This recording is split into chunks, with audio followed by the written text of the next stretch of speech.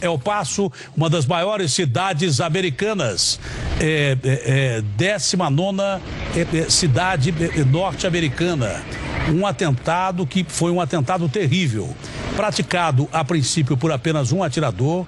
O prefeito de El Paso dizia que 3 atiradores participaram dessa ação, mas um atirador, identificado primeiro pelo Twitter, por muita gente na rede social norte-americana, portando uma arma de origem russa, de alto poder, de letalidade, não é?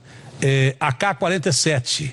Ele entrou num shopping, no supermercado Walmart, numa loja do Walmart, e disparou indiscriminadamente. Feriu cerca de quase 50 pessoas, com 20 pessoas mortas, segundo informou agora há pouco o vice-governador do estado do Texas, não é? E tem 22 feridos com gravidade.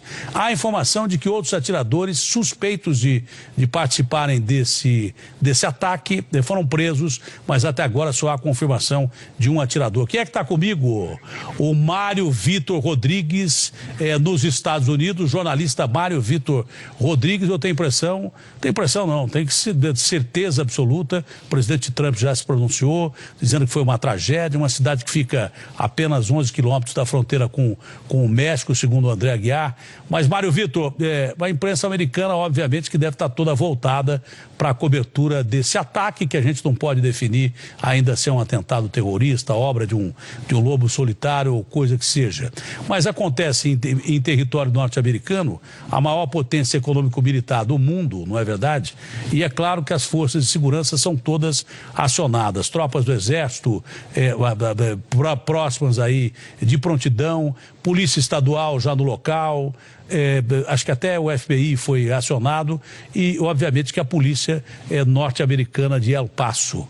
É mais uma tragédia, né, o Mário Vitor? E a probabilidade de, entre esses feridos, terem feridos graves e, entre esses feridos graves, mais mortos aparecerem. Pois não, Mário, uma boa noite já pra gente aqui, quase passamos das 6, não sei que horas são aí em Boston, nos Estados Unidos, e você, por gentileza, pode me passar as últimas informações? Bom fim de tarde aqui da Atena, são aqui 5 horas, 1 hora só atrás de São Paulo. De fato, o país parou, só se fala nisso, a imprensa toda voltada para esse tema. Nesse início aqui, é tudo muito fresco, né? O acontecimento é recente. As autoridades têm, inclusive, algum cuidado para citar com exatidão o número de mortos, quantos feridos. O que se sabe é que, dentre dos feridos graves, você tem, imagina você, um bebê de 4 meses. É uma calamidade, é incrível você imaginar que desde o 1º dia de janeiro de 2019, com esse agora, há 247 tiroteios, massacres em lugares públicos nos Estados Unidos. Nessa semana da Atena, para você ter uma ideia, nessa semana de domingo passado, dia 28, para cá, foram já 13 tiroteios em escola, em festival, em supermercado. E aí, quando acontece esse tipo de coisa, é claro, volta aquele debate sobre o porte de arma. É uma decisão, uma discussão muito delicada aqui nesse país, porque a segunda emenda americana protege esse direito. Por outro lado, esse tipo de situação fugiu totalmente do controle. Como você bem falou, o FBI já está acionado, o Exército. Eu estou falando com você aqui e com a televisão ligada. Está todo um aparato ali em volta do Walmart. Mas agora é aquela velha história, né? Já aconteceu e, enfim, famílias dilaceradas, uma cena muito triste. A discussão sobre o porte de armas é muito difícil nos Estados Unidos, porque a Carta Magna americana, a Constituição americana, diferente da nossa, a nossa Constituição, ela já começou de uma maneira absurdamente errada, né? Nossa Constituição foi feita por políticos, portanto ela é casuística. A americana não, foi feita por notáveis, depois a Comissão Constituinte é desfeita e a Carta Magna resiste até hoje. Se é a segunda emenda da Constituição americana, para você mudar isso é praticamente impossível. Diante de tamanha barbárie que acontece nos Estados Unidos, quase 1.000 mortos, quase 300 ataques, só essa semana vários tiroteios, sei lá, a coisa pode até andar. Mas se tem uma proteção da Carta Magna americana, e os americanos não ficam emendando a Constituição toda hora, não sei nem se emendaram, acho que nunca emendaram, entendeu? Ela é curta, é pequena, mas ela é cumprida, à risca, desde quando foram instituídos os Estados Unidos da América do Norte, você entendeu? Ninguém mexe na Constituição toda hora lá não. Agora não, agora vamos emendar. Não, pelo contrário. Como faz parte, é a segunda emenda americana, isso é uma coisa sagrada, fica muito difícil.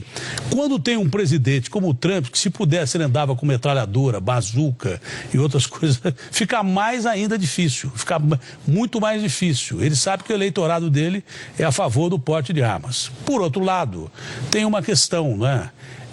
O americano dá direito a você comprar arma, mas se você usar mal a arma, você toma uma cana que você nunca mais sai da cadeia. Tem esse detalhe, na maioria dos casos, você entendeu? Eu discuto muito a questão do porte de armas no Brasil, né? A princípio, você fica numa dúvida terrível, porque não basta você ter uma arma para você conseguir até se defender e matar alguém. Porque o cidadão de bem, ele tem uma dificuldade enorme em atirar alguém até para se defender. Às vezes você tira uma arma e acaba morrendo com a arma na mão.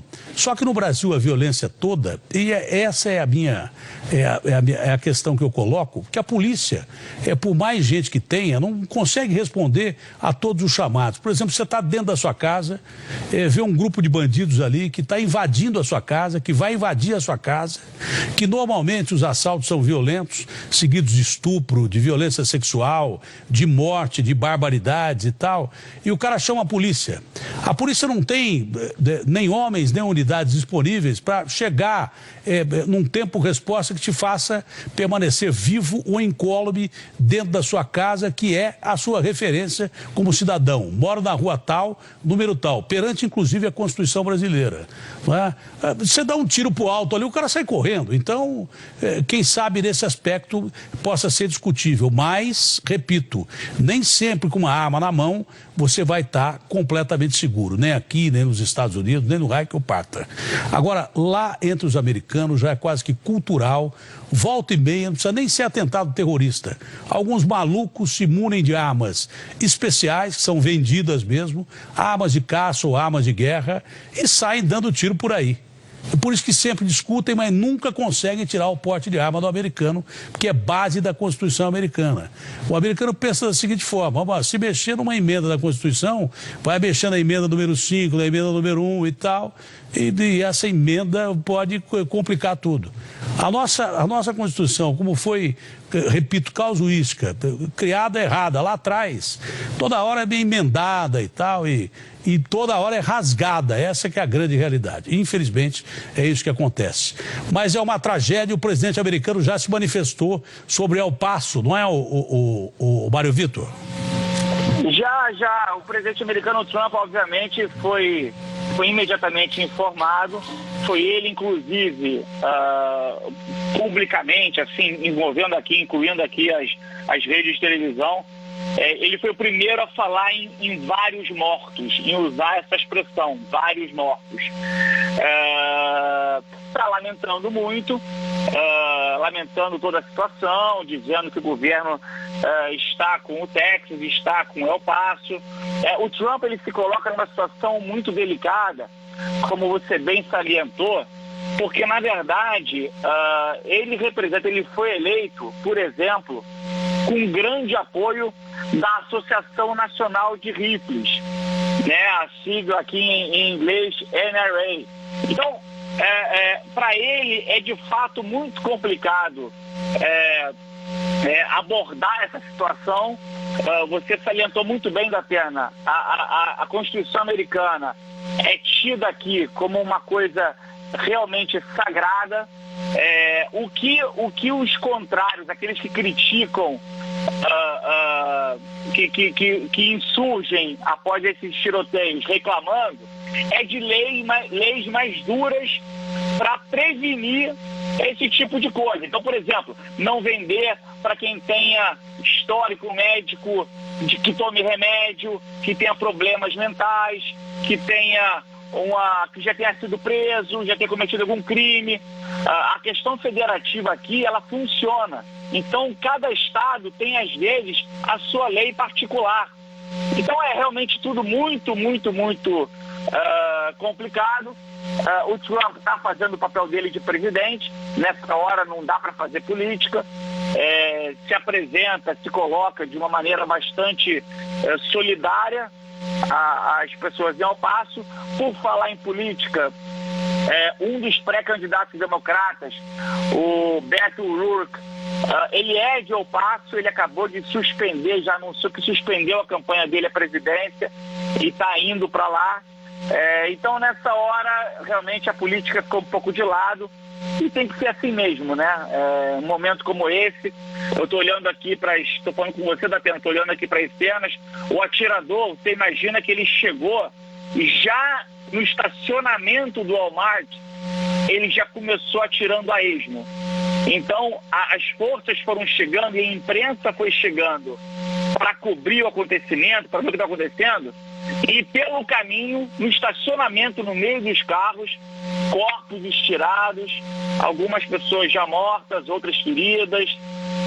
Começam a surgir vídeos, hoje em dia todo mundo tem um celular na mão, começam a surgir vídeos de pessoas abaixadas entre as roupas, entre as araras de roupas, em lojas como a gente vai sempre em shopping, e aí você ouve só os tiros, inúmeros tiros, vários tiros, é realmente horripilante.